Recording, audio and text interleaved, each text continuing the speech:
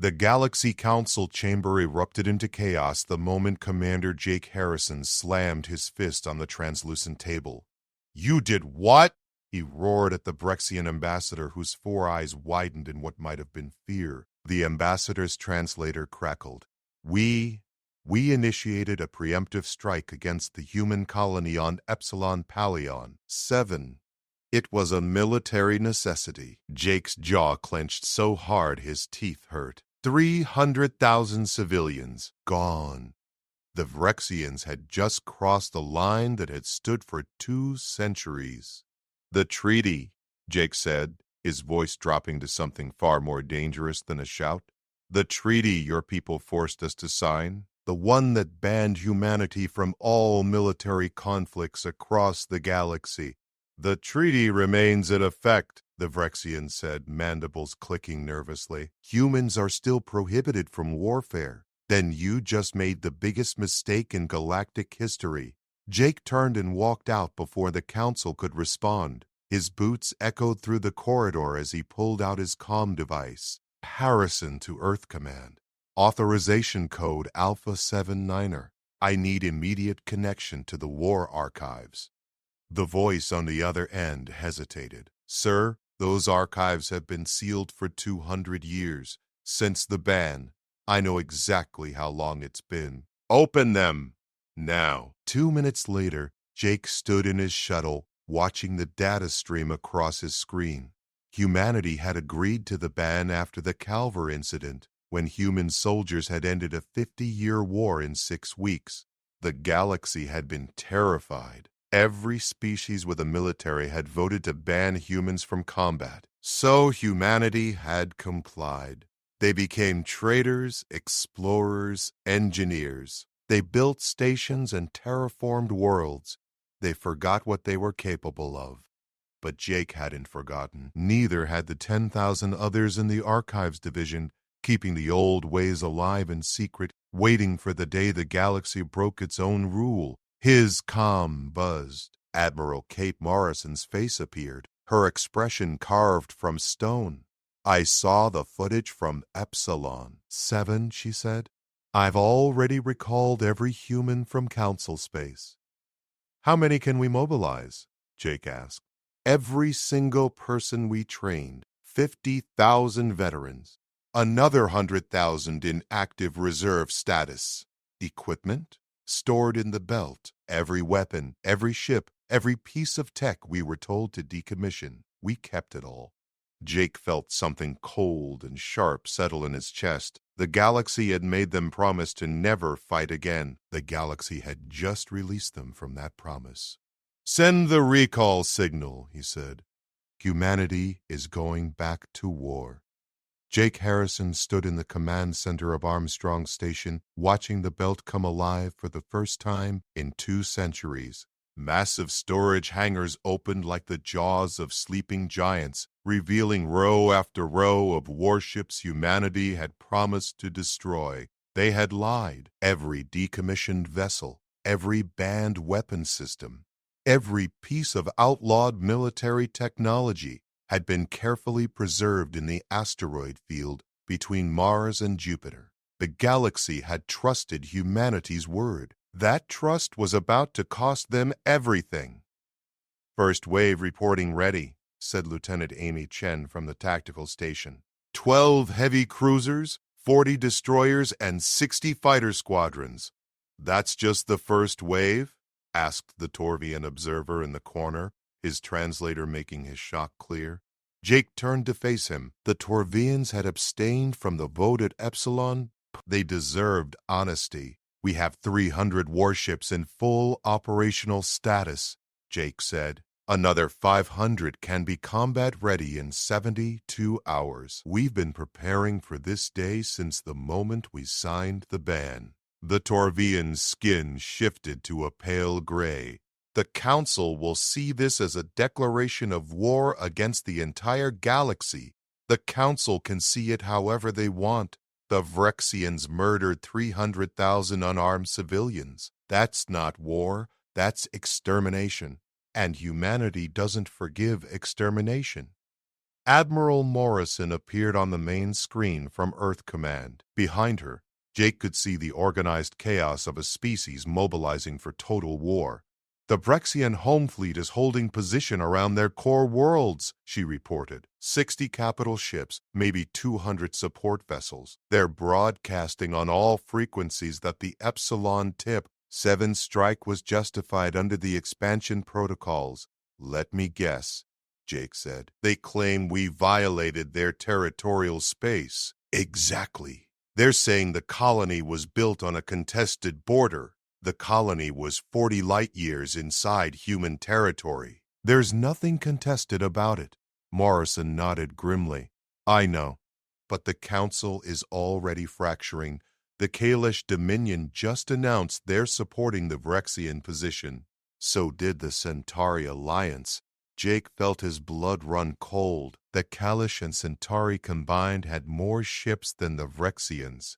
If they entered the conflict, humanity would be facing half the galaxy's military forces. "What about our allies?" he asked. "The Torvines are neutral but sympathetic. The Andrali Collective is debating. Everyone else is waiting to see which way the wind blows." "Then we change the wind."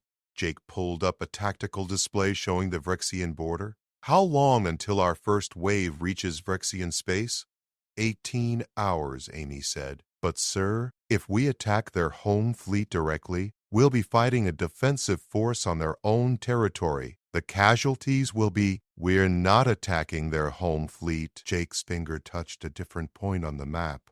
"A mining station orbiting a gas giant deep in Vrexian territory. The station processed helium-3 for every major Vrexian military installation. We're going to hit them where it hurts.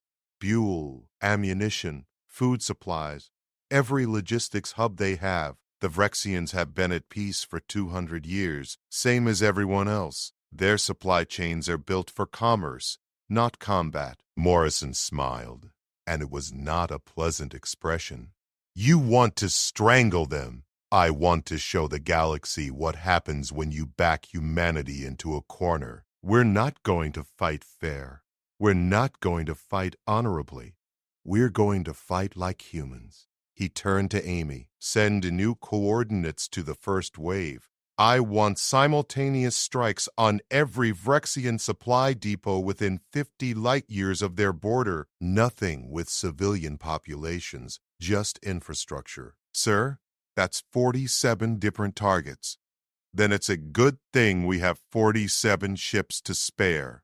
The Torvian observers stepped forward. "Commander Harrison, this strategy will cripple their war machine, but it will also make every species in the galaxy fear you. They banned humans from war because they were terrified of what you could. You're about to prove them right." Jake met the alien's eyes without flinching. "Good. Fear kept us out of war for 200 years. Fear will keep everyone else from making the same mistake the Vrexians did." "And what mistake was that?" "They forgot that humanity doesn't start wars," Jake said quietly. "We end them." The Vrexian mining station at Helios. 9 never saw them coming. Captain Derek Stone watched through the view screen as his strike team materialized from faster-than-light jump coordinates that should have been impossible to calculate. The Vrexians had based their defensive positions on 200-year-old human navigation data. They had no idea how far humanity had come in secret. "Targeting systems locked," said his weapons officer, Lieutenant Marcus Webb. "No defensive fire detected. They're not even tracking us. They think we're a cargo hauler." Derek said, "Transponder spoofing is working perfectly. Wait for my mark." The mining station grew larger on the screen. Massive refinery towers stretched across the installation, processing helium-3 by the megaton. 6 Vrexian patrol ships drifted nearby, their weapons cold. Derek checked the chronometer.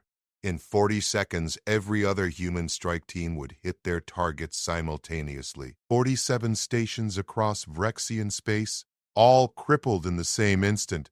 The galaxy was about to remember why humanity had been banned from war. "Mark," The destroyer's railguns spoke with electromagnetic fury. Tungsten penetrators crossed the distance at a fraction of light speed, punching through the station's fuel storage tanks.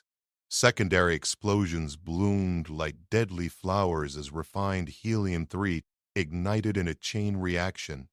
The Vrexian patrol ships scrambled to respond, but human missiles were already screaming toward them. Each warhead carried an electromagnetic pulse designed specifically to overload Vrexian shield generators. Technology humanity had developed in the last 50 years, hidden from every galactic inspection. 3 patrol ships died in the first salvo. The other 3 managed to raise partial shields before the second wave hit. It didn't matter. Switch to kinetic rounds, Derek ordered. Show them what speed does to armor. The railguns fired again. At 90,000 kilometers per second, the rounds didn't need explosives. Pure kinetic energy turned Vrexian hulls into expanding clouds of shrapnel. All targets destroyed, Marcus reported. Station is breaking apart. No survivors detected. Derek felt nothing. He had felt nothing since seeing the footage from Epsilon. 300,000 faces. Men, women, children. His daughter had been visiting the colony on a school trip. She was 10 years old. Jump to extraction point, he said. Let's go home. Across Vrexian space, the story repeated itself 46 more times. Every strike team executed their mission with brutal precision. Every target burned. And then humanity vanished back into faster than light, leaving only wreckage and questions behind. In the Vrexian High Command, panic replaced arrogance in the span of an hour. How did they penetrate our borders undetected? Supreme Commander Thax demanded, his mandibles clacking with fury. Where did they get those weapons? Those ships move faster than anything in the known galaxy. His intelligence chief, a smaller Vrexian named Krell, displayed the damage reports with trembling claws. 47 installations destroyed. Our fuel production is down 70%. Ammunition manufacturing has dropped to 30% capacity. Food distribution networks are completely disrupted. They hit everything at once, Thax said, understanding dawning in his multiple eyes. This wasn't random. This was surgical. Sir, we have a bigger problem, Krell said. The human fleet hasn't stopped moving. Our scouts report 3 separate task forces heading toward our secondary supply lines. They know our entire logistics network. How is that possible? Our supply routes are classified at the highest level. They had 200 years to study us, Krell said quietly. While we celebrated the ban that kept them out of galactic conflicts, they were watching everything we did, learning, planning. Thax pulled up the strategic display. Red markers showed human fleet movements converging on critical infrastructure across 5 systems. They weren't attacking military targets. They weren't trying to conquer territory. They were systematically destroying the Vrexian Empire's ability to wage war. Get me the Council, Thax said. We need the Kalash fleet and the Centauri Alliance. We need them now. Sir, the Council is in emergency session. The Andrali Collective has just announced they're joining humanity. So have the Torvians. Thax felt his secondary heart skip. What? Why would they side with the humans? Because humans shared their new, faster-than-light technology with both species an hour ago. Full specifications, no restrictions. They also offered defensive pacts to every species that remains neutral. The Supreme Commander stared at the tactical display, watching human ships move with impossible speed and coordination. They weren't just fighting a war. They were reshaping galactic politics in real time. Send a priority transmission to Earth, he said finally. Request immediate ceasefire negotiations. Sir, the Kalash and Centauri are waiting for our signal to attack human positions. If we don't negotiate now, there won't be a Vrexian Empire left to save, Thax roared. The humans aren't trying to beat us in battle. They're trying to erase us from existence. And they're doing it without losing a single ship. He looked at the empty space where his supply network had been just hours before. We broke the rule, Bax said quietly. We brought humanity back to war. And now we're learning why the galaxy was so desperate to keep them out of it. Jake Harrison stood on the bridge of the newly commissioned battleship Relentless, watching the Kalesh Dominion fleet drop out of faster-than-light directly in humanity's path. Count? He asked calmly. 138 capital ships, Amy reported from Tactical. 300 support vessels. They're forming a defensive wall between us and the Vrexian core systems. The Kalesh had made their choice. They were going to protect the Vrexians, consequences be damned. Open a channel, Jake said. The view screen flickered to life, showing Kalesh Fleet Commander Zextor. The insectoid alien's compound eyes glittered with confidence. Human Commander, Zextor's translator buzzed. You will cease your attacks immediately and withdraw from Vrexian space. The Kalesh Dominion will not tolerate this aggression. The Vrexians exterminated a human colony, Jake said. We're simply responding in kind. You destroyed military infrastructure. The Vrexians destroyed a contested settlement. There is a difference. Is there? Jake leaned forward. Tell me, Zextor, how many Kalesh worlds did humanity conquer during the Calvor incident? The Kalesh commander's mandibles twitched. None. But your forces, how many Kalesh ships did we destroy? That's not answer the question. Zextor's silence spoke volumes. During the Calvor incident, humanity had ended a 50-year war without firing a single shot at the Kalesh. They had simply outmaneuvered every fleet, cut every supply line, and forced a surrender through pure strategic dominance. We never wanted to fight you, Jake said. We still don't. But if you insist on protecting the species that murdered our people, we'll go through you to get to them. You're outnumbered 3-1. We were outnumbered 50-1 at Calvor. We still won. Jake terminated the connection and turned to his tactical officer, Lieutenant Chen. Deploy the drones. Amy's fingers danced across her console. Deploying now. 10,000 units launching. The Kalesh fleet formation shifted nervously as swarms of small craft erupted from human ships. Each drone was barely larger than a fighter, moving with erratic patterns that made targeting impossible. Sir, the Kalesh are activating point defense systems, Amy reported. Let them waste their ammunition, Jake said. Those drones don't have warheads. On the view screen, the Kalesh fleet opened fire with everything they had. Energy beams and kinetic rounds filled space, destroying hundreds of drones in seconds. But thousands more kept coming, weaving between ships, forcing the Kalesh to keep firing, burning through their ammunition reserves at an unsustainable rate. They're starting to realize, Amy said, a grim smile on her face. Jake nodded. Zextor is smart. He knows a distraction when he sees one. The question is, what's he being distracted from? The answer came 30 seconds later, when human stealth ships decloaked directly behind the Kalesh formation. Ships built with technology that shouldn't exist, invisible to every sensor system the galaxy had ever developed. All stealth units reporting ready, Amy said. Target locks acquired on Kalesh command vessels. Jake opened the channel again. Zextor's face appeared, and this time the confidence was gone. You wanted to see what humans are capable of, Jake said. We just positioned 25 ships behind your fleet. Each one is carrying enough firepower to crack a moon. Your command ships are targeted. Your communications relay is targeted. Your flagship is targeted. This is a violation of what? The rules of war? The Vrexians violated those rules when they hit Epsilon 7. You violated them when you chose to defend them. Jake let the silence hang for a moment before continuing. Here's what's going to happen. You're going to withdraw your fleet. You're going to return to Kalesh space. And you're going to stay there until this conflict is resolved. And if we refuse, then we demonstrate why the galaxy banned us from war in the first place. We won't destroy your fleet, Zextor.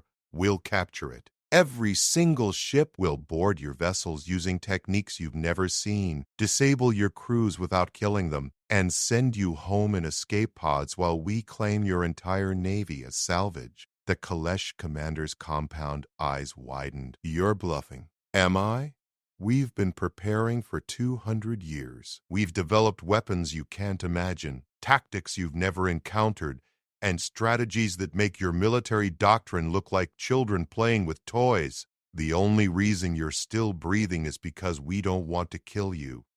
Jake pulled up a file on his display. But if you insist on fighting, I'll show you what we did to the Vrexian supply network. 47 installations destroyed in under 2 hours. 0 human casualties. 0 missed targets.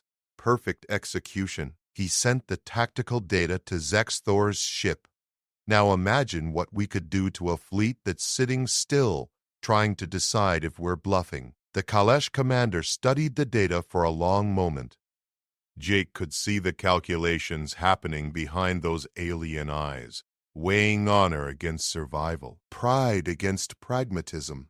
Finally, Zexthor spoke. The Kalesh Dominion withdraws from this conflict. We will return to our borders and observe neutrality. Smart choice, Jake said. One more thing. Send a message to the Centauri Alliance. Tell them what you saw here today. Tell them that humanity doesn't want a galactic war. We want justice for Epsilon Iron 7. Anyone who stands in our way will learn the same lesson you just did. They won't believe me. Then they'll find out the hard way. The channel closed. Jake watched as the massive Kalesh fleet slowly turned and began forming up for faster-than-light jump. They had come to fight a war and left without firing a shot. Admiral Morrison is hailing, Amy said. Morrison's face appeared on screen and she was actually smiling. The Centauri Alliance just announced they're withdrawing their support for the Vrexians.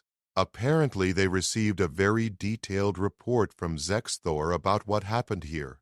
Good, Jake said. That leaves the Vrexians alone and desperate. Perfect conditions for negotiation. You think they'll surrender? They'll try to negotiate first, offer reparations, maybe some territory. They'll think they can buy their way out of this. Morrison's smile faded.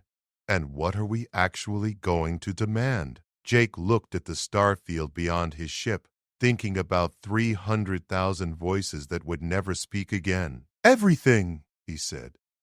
The Vrexian delegation arrived at the neutral station 48 hours later, their ships battered and their confidence shattered. Jake watched them disembark through the observation window. Supreme Commander Thax led the group, his mandibles drooping in a way that suggested exhaustion or defeat, maybe both.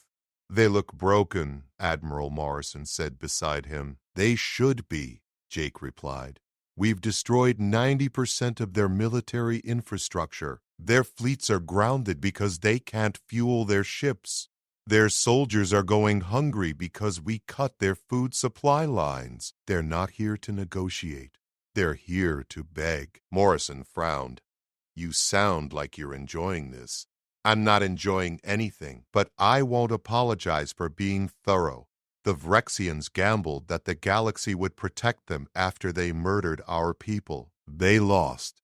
The delegation entered the conference chamber. Jake and Morrison followed, taking seats across from the Vrexians at a table that had hosted peace talks for 12 different species over the centuries. None of those talks had ever involved humanity as a combatant until now.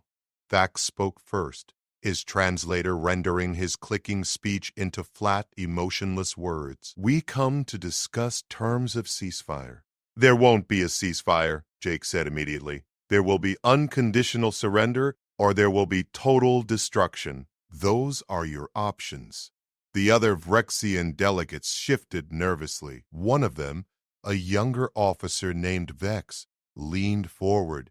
You cannot make such demands. The Galactic Charter protects sovereign species from the Galactic Charter? Jake's voice could have cut steel. The same charter that's supposed to protect civilian populations from military strikes? The same charter the Vrexians ignored when they hit Epsilon 7?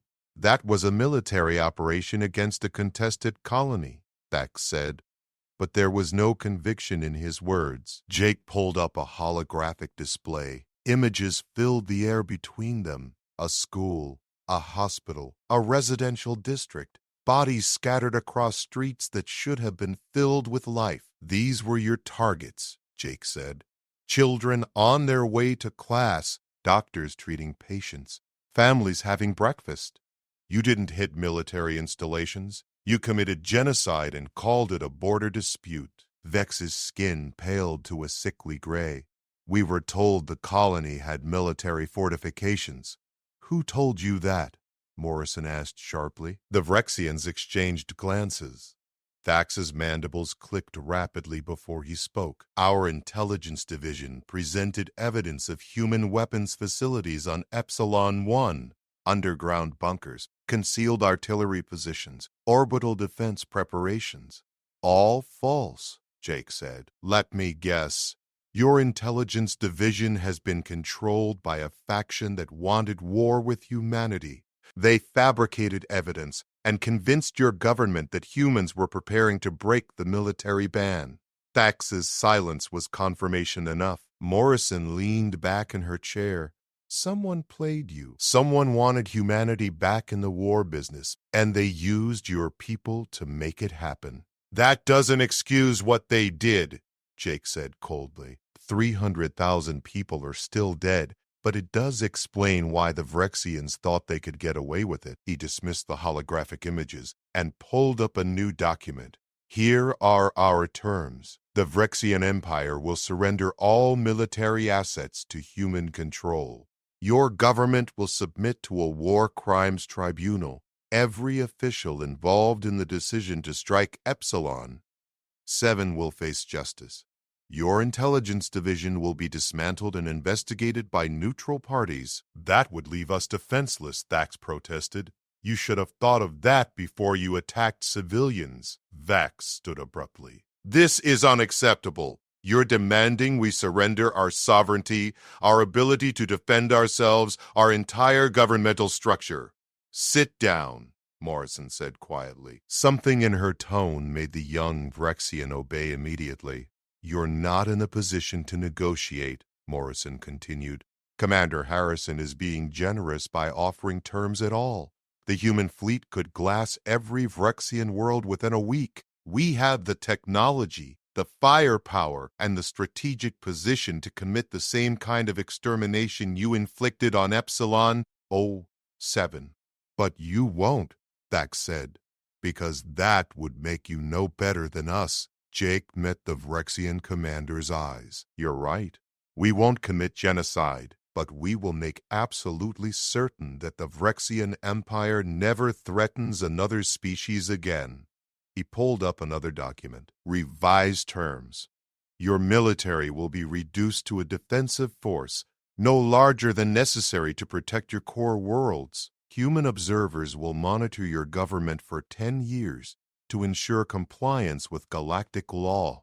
The officials responsible for Epsilon 7 will face trial. Your intelligence division will be dismantled and rebuilt under neutral supervision. And if we refuse, Vex asked, then we continue what we started. We've already destroyed your supply infrastructure. Next, we target your shipyards, your factories, your power generation facilities. We won't kill your civilians, but we'll reduce your civilization to a pre-industrial state. You'll spend the next century rebuilding, while the rest of the galaxy moves forward without you. The Vrexians conferred in rapid clicks and whistles, their translators offline. Jake waited patiently. He had already won this war. The only question was how much the Vrexians would lose before they accepted reality.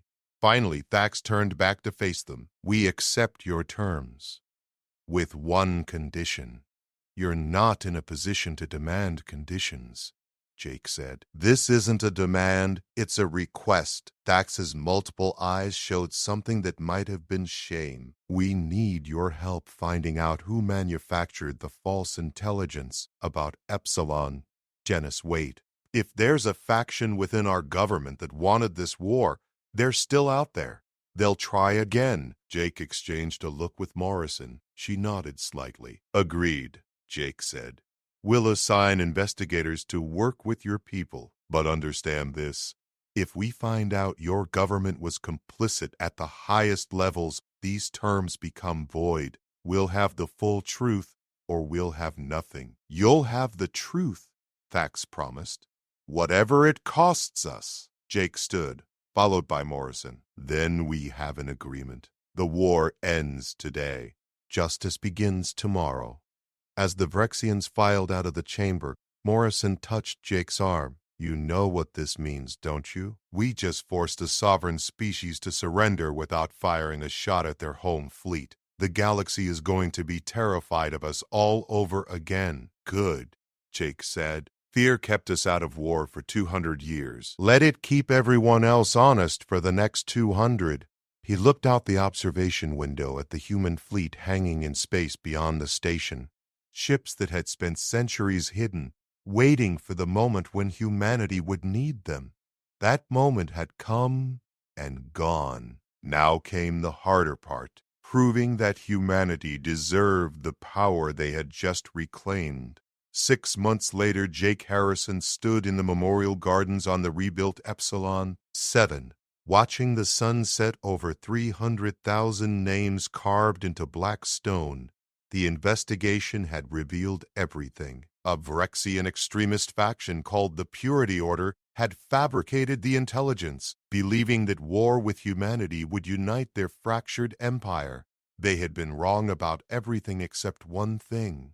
Humanity had indeed changed the galaxy, just not the way they expected.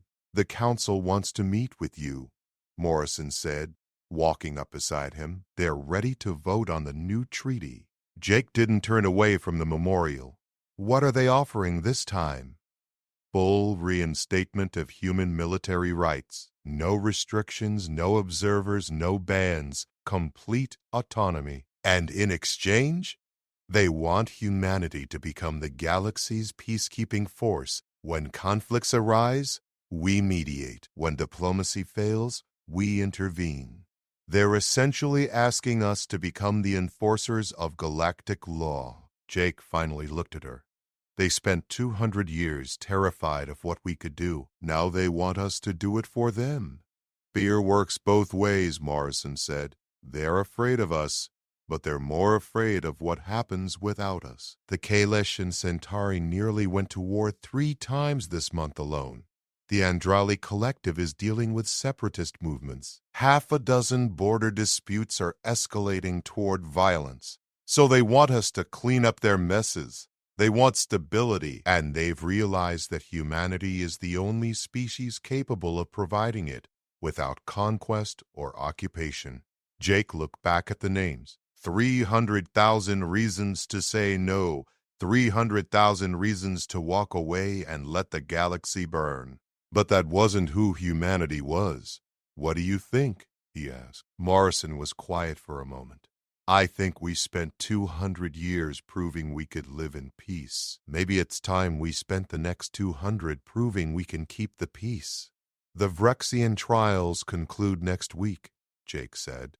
Thax and 17 others are going to prison. The Purity Order has been completely dismantled. Their government is rebuilding under human supervision. And for the first time in their history, they're actually talking about democratic reforms. You sound almost hopeful. I am. Not because I forgive them. I'll never forgive what they did. But because they're trying to be better. That's all we can ask. He touched one of the names on the memorial. His daughter's name. Sarah Harrison, aged 10. She wanted to be an explorer, Jake said quietly. She was fascinated by alien cultures, different languages, strange worlds. She would have loved what we're building now. Morrison put a hand on his shoulder. Then let's build it for her. For all of them. Jake nodded and stepped back from the memorial. Tell the Council we'll accept their proposal, but on our terms. We're not their military. We're not their enforcers. We're peacekeepers, and we operate according to human principles. No preemptive strikes, no civilian casualties, no wars of aggression. They won't like having conditions. They don't have to like it. They just have to accept it. 3 days later, Jake stood before the Galactic Council once more. The chamber was packed with representatives from every major species. The Vrexians were there too, their delegation much smaller now, their posture humble. The council chairman, an elderly Torvian named Kelmas, addressed the assembly. 200 years ago, we banned humanity from war because we feared their capability for destruction. We were right to fear them, but we were wrong about what that fear should teach us. Kelmas gestured to Jake. Humanity could have destroyed the Brexian Empire. They had the power, the justification, and the strategic advantage. Instead, they chose restraint. They chose justice over vengeance. They proved that strength without wisdom is tyranny, but strength with wisdom is civilization. The chairman held up a data tablet. The Galactic Charter is hereby amended. Humanity is granted full military autonomy and is designated as the primary peacekeeping force for all member species. In return, humanity agrees to uphold the principles of proportional response, civilian protection, and diplomatic priority. We accept, Jake said simply. The vote was unanimous. Even the Vrexians voted in favor, their new representative standing to address the chamber. On behalf of the Vrexian people, I offer our support and our apology. We learned the hardest lesson in galactic history. Humanity doesn't start wars, but they will finish them. We hope to spend the coming years proving ourselves worthy of the mercy they showed us. As the chamber erupted in cautious applause, Jake felt the weight of 300,000 names pressing on his shoulders. Not a burden, but a reminder. Humanity had been banned from war because the galaxy feared what they could destroy. Now humanity would keep the peace because they understood what was worth protecting. The memorial on Epsilon 7 would stand forever, a testament to the cost of breaking faith with humanity. And beside it, construction had already begun on something new.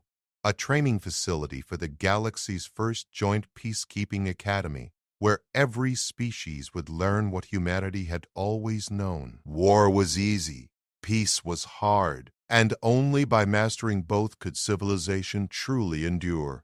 Jake Harrison looked out at the assembled delegates, at species who had once feared humanity and now depended on them, and allowed himself the smallest smile. The galaxy had tried to cage humanity's warlike nature. Instead, they had given it 200 years to evolve into something far more dangerous: discipline, purpose, and the wisdom to know when strength must be wielded and when it must be restrained. Humanity was back in the war business, but this time they would fight for something worth the cost. This time,